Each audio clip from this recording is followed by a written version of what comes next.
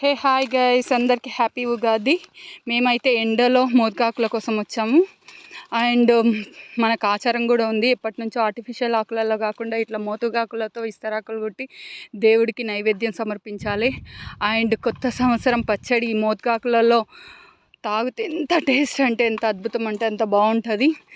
So ఈ మోదక చెట్టు అయితే అన్ని విధాలుగా చాలా చాలా యూజబుల్ అనమాట. మాకైతే చిన్నప్పటి నుంచి కూడా ఇస్తరాకులు అంటే చాలా ఇష్టము. అందులోనూ పచ్చి పులుసు, అన్నము అండ్ భక్షాలు పెట్టుకొని తినడం అంటే చాలా ఇష్టము. చాలా బాగుంటుంది కూడా. మీరు కూడా అందరు ట్రై చేయండి. మీకు ఎంతమందికి ఇష్టమో, మీరు కూడా ఇలాగే మాలాగే ఎంతమంది చేస్తారో కామెంట్ బాక్స్లో కామెంట్ చేయండి. మేమైతే మస్తు వెదర్ని ఎంజాయ్ చేస్తున్నాము.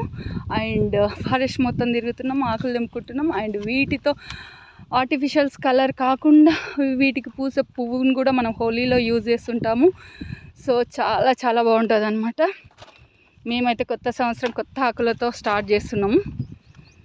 అందరికీ ఇలాగే ఉగాదిలాగా కలర్ఫుల్ లైఫ్ కలర్ఫుల్గా ఉండాలని కోరుకుంటున్నా. Happy Ugadi again. బాయ్.